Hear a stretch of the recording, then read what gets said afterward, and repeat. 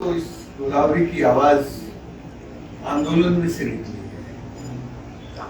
मुझे याद है 20 साल 15-20 साल पहले जब राजेश वो क्या मराठी में बोलते हैं, वो जो गंदा नाला डालते हैं, क्या वो सब क्या है, गटारीकरण, ये मराठी गटारीकरण के विरुद्ध एक आवाज नासिक में खड़ी हुई। उसी वक्त मैं यहाँ आया था पहली बार। मैं गटारीकरण शब्द को जानता नहीं था, पर फिर भी मैंने बिना उसका मतलब पूछे मैं जानता था कि कुछ ऐसा ही होगा। तो मैं यहाँ आया और तब हम लोगों ने हाई कोर्ट में और जगह जगह पर इस लड़ाई को लड़ा। आपके अंदर एक अच्छी बात यह है कि आप जो इस तरह के जन आंदोलन के बीज होते हैं उनको आप पोषित करती हैं, उनमें आप पानी देती हैं, मिट्टी देती हैं, खाद देती हैं, उसको बढ़ाने की कोशिश करते हैं। ये जो गोदावरी के लिए आज आप शुरू कर रही हैं, ये मैं उसका भविष्य ऐसे देखता हूँ कि गोदावरी के साथ ना केवल नासिक बल्कि महाराष्ट्र और देश दुनिया जुड़ सके, उसके साथ उसका एक जुड़ाव हो सके। और उसमें जो आपका ये मीडिया हाउस है उसकी एक महत्वपूर्ण भूमिका है। और वो जो भूमिका है, उस भूमिका में 3 बातें मुझे बहुत खास लगती हैं। एक तो ये कि गोदावरी की जो समस्या है मूलतः इसका जो शहर में दिखती है वो ये जो उसका कॉन्क्रीटीकरण हुआ है और उसके कारण जो उसके कुंडों पर बुरा असर हुआ है, वो यहाँ जो स्नान करने वाले लोग आते हैं, कुंडों में आने वाले लोग आते हैं, उनका डायरेक्ट कनेक्ट कर सकते हैं उनके साथ कि भाई ये सवाल है जिसके कारण गोदावरी का मूल चरित्र विकृत हुआ, बिगाड़ हुआ। गोदावरी के चरित्र के साथ ये एक तरह का खिलवाड़। एक सवाल तो ये मुझे लगता है। दूसरा सवाल ये लगता है कि सरकारों ने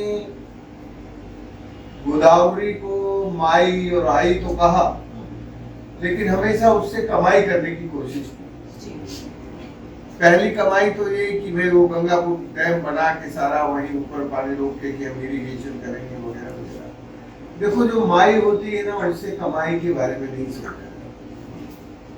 जब तुम उसको आई कहते हो तो यार वो आई ने तो हमें पैदा किया ना, वो पैदा करने के बाद भी उससे हम कमाई की आशा करें, वो जरा न्याय नहीं है, वो अच्छा नहीं है। तो जब हम उसको आई कहते हैं, गोदा आई, गोदा माई, तो फिर उससे ऐसी कमाई का भाव मन में लेके आना, उसको बांधना, उसके हाथ पैरों को बांधना को एक तीर्थ भाव से देखने के बजाय एक कमाई के भाव से देखती है। इस मुद्दे पर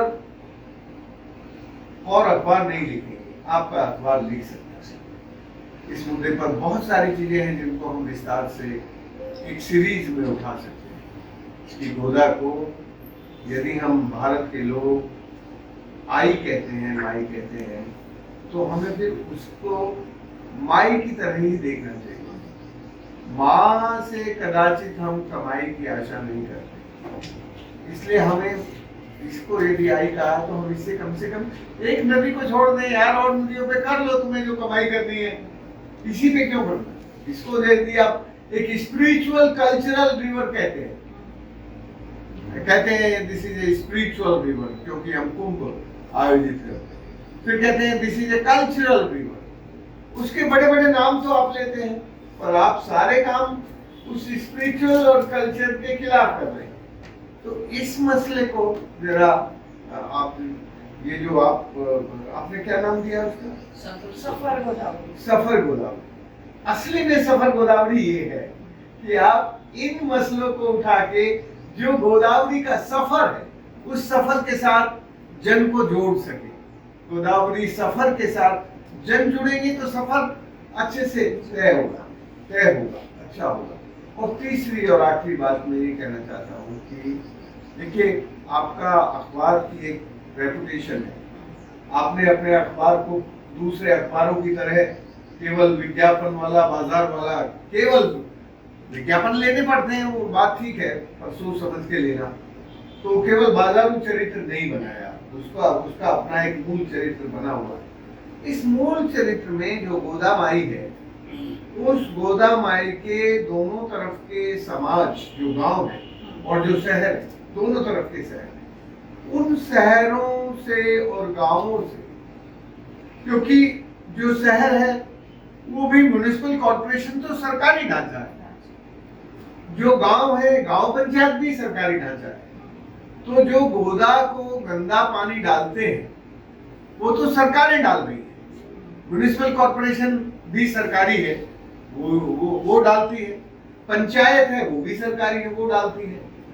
तो किसी भी देश की, किसी भी राज्य की, किसी भी जिले की, किसी भी शहर की, किसी भी पंचायत की सरकार का, पंचायत जो होती है वो तीसरी सरकार होती है, म्युनिसिपल कॉर्पोरेशन और पंचायत को मैं तीसरी सरकार कहता हूँ।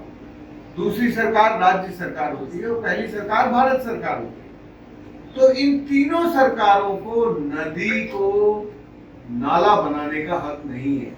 तो सरकारें नदियों को नाला बनाने में जुटी हुई हैं, वो खुद नदियों में गंदे पानी डालती है।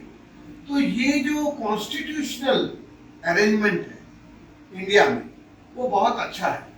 कॉन्स्टिट्यूशन के G51 और A41 में नदियों को नदी की तरह, लेक्स एंड पॉन्ड की तरह, उनको फॉरेस्ट की तरह संरक्षित करना, ये सरकारों की जिम्मेदारी है। ये this is the responsibility of the state, सरकारों की जिम्मेदारी है। और समाज का भी कर्तव्य है कि समाज भी अपने जीवन से जुड़ी हुई, जो उसके जीवन को चलाने वाली नदी है, उसको शुद्ध रखे, उसको स्वस्थ रखे, हेल्दी रखे। लेकिन इन दोनों के बीच में the duty of state and responsibility of the civil society, ये जो दोनों की रेस्पॉन्सिबिलिटी एंड ड्यूटी, ये जो है, ये इस पर एक सीरीज गोदावरी सफर में चलाना चाहिए। ये बस मुझे इतना ही आपसे याद करना था, क्योंकि ये आपने बहुत सही वक्त पे, सही समय पर आपके अखबार ने इसमें दखल दी है। तो आपका अखबार इसको सिस्टमाइज करके, इसका एक सिस्टम बना कि भाई एक महीने में या एक वीक में इस बार हम गोदावरी राइट एंड रेस्पॉन्सिबिलिटी पर आर्टिकल देंगे, एक आर्टिकल हम पॉलिसी पर देंगे, गोदावरी की पॉलिसी कैसे होनी चाहिए, और एक आर्टिकल हम पब्लिकली इन्वॉल्वमेंट कैसे बढ़े। तो गोदावरी सफरनामा जो है वो आपके अखबार से गोदावरी सफरनामा बन जाए। वो जो सफरनामा होगा तो फिर बाद में आप देख लें कि आपको लगता है कि वो इतना अच्छा है तो फिर उसको एक किताब भी बना सकते हैं। तो उस दृष्टि से आप यदि देखेंगे तो ये गोदावरी के बेटों के लिए और गोदावरी की बेटियों के लिए, दोनों के लिए चेतना देने वाला होगा। थैंक यू, धन्यवाद। आपने अभी सुझाव दिया है, इस पर काम तो हम लोग सब मिलकर करेंगे। और हमारे पास एक माध्यम है, उस माध्यम का जितना हो सके वो इफेक्टिव हम लोग उसका यूज करेंगे और लोगों के पास पहुंचने का ही ये पूरा प्रयास हमारा रहेगा। उसमें जब भी आवश्यकता होगी आपके पास जरूर आएंगे मार्गदर्शन के लिए। नहीं, मैं तो आप याद करेंगे, आपके लिए बिल्कुल इतना अच्छा काम आप कर रही हैं, सोच रही हैं। Thank you so much.